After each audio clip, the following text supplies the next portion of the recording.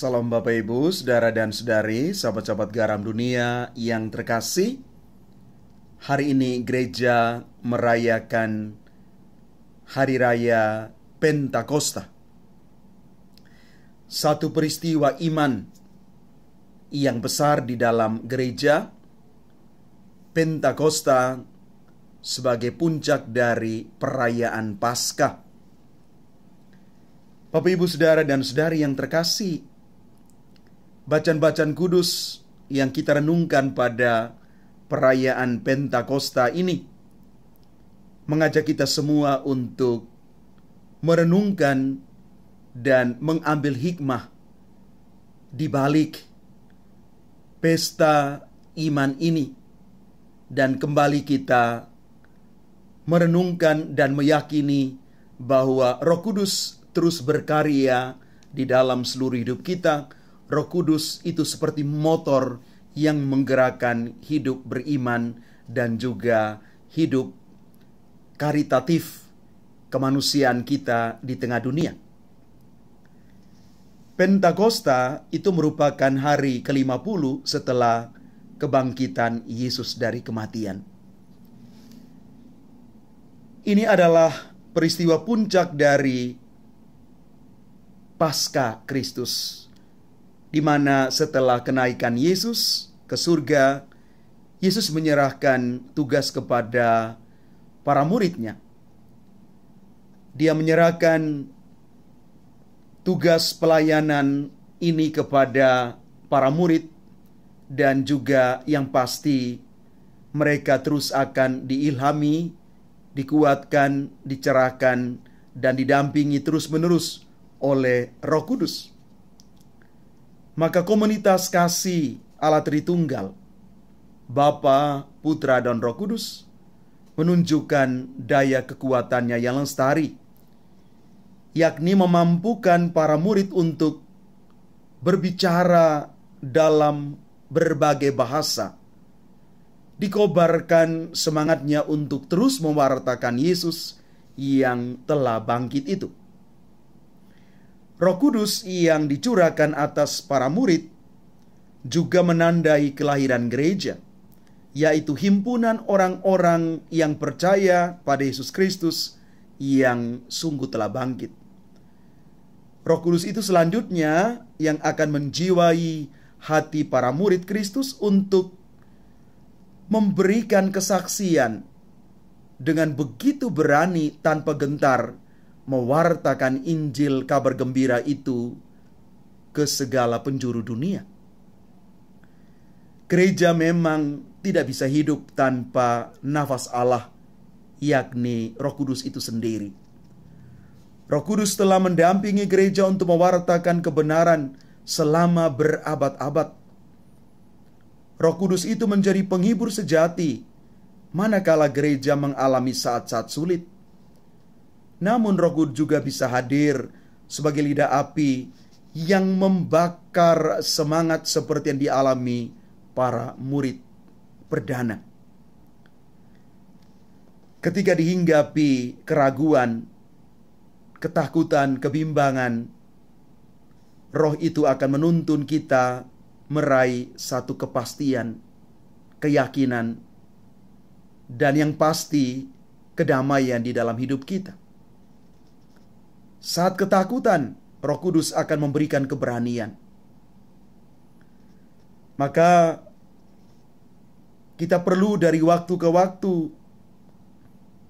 memberi ruang kepada Roh Kudus untuk menguasai hidup kita, menguasai diri kita, dan kita tetap berada di dalam tangan kasih Allah Tritunggal, Bapa, Putra, dan Roh Kudus yang selalu menuntun kita.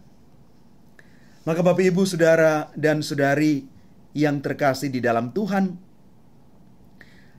ketika kita merayakan perayaan Pentakosta hari ini, paling kurang ada 3 hal yang menjadi pesan dan juga yang pasti menjadi bahan refleksi bagi kita, bagaimana hidup kita selanjutnya setelah kita dipimpin oleh Roh Kudus. Yang pertama, di dalam Pentakosta Roh Kudus dicurahkan kepada para rasul, kepada para murid Yesus. Maka mereka mampu untuk berbicara dengan berbagai macam bahasa. Tetapi ingat, ada satu bahasa yang mampu dipahami oleh seluruh orang di muka bumi ini, yakni bahasa kasih. Semoga kita semua siap untuk membawa kabar sukacita dengan bahasa kasih yang mampu merangkul semua orang.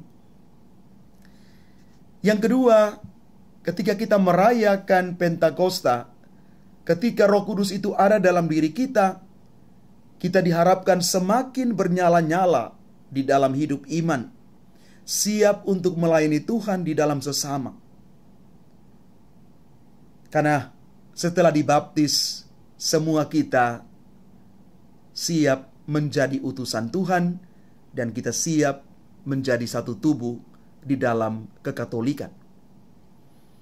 Dan yang terakhir, yang ketiga, Roh Kudus yang dicurahkan kepada para rasul, termasuk juga kepada kita itu, memiliki 3 makna penting. Yang pertama, makna pendamaian. Yesus memberi damai sejahtera kepada kita semua. Karena itu kita diminta siap untuk menjadi pembawa damai sejahtera dimanapun kita berada. Kita siap mengubah ketakutan itu menjadi keberanian, tetapi di dalam kedamaian. Yang kedua adalah perutusan. Kita siap menjadi rekan-rekan kerja Kristus yang siap menjadi pewarta dimanapun kita berada dalam tingkatan level apapun. Dan yang terakhir, roh peneguhan. Kita siap menjadi pemersatu. Ingat Bapak Ibu, perbedaan itu adalah kekayaan. Perbedaan itu menjadikan kita semakin kuat. Perbedaan bukan ancaman. Kalau orang yang melihat perbedaan itu sebagai ancaman, maka orang ini masih dikatakan sangat kerdil dalam hidup beriman. Mari kita lihat dengan mata kita yang lebih tajam. Indonesia yang kaya dengan keanekaragaman suku, bahasa, budaya, dan lain sebagainya. Inilah kekuatan kita. Sekali lagi, roh yang dimasukkan di dalam diri kita masing-masing, yakni Roh Kudus itu, semoga meneguhkan kita untuk menerima dan merayakan perbedaan itu. Karena sekali lagi, perbedaan itu sungguh memperkaya kita dan perbedaan itu indah. Tuhan memberkati kita sekalian. Amin.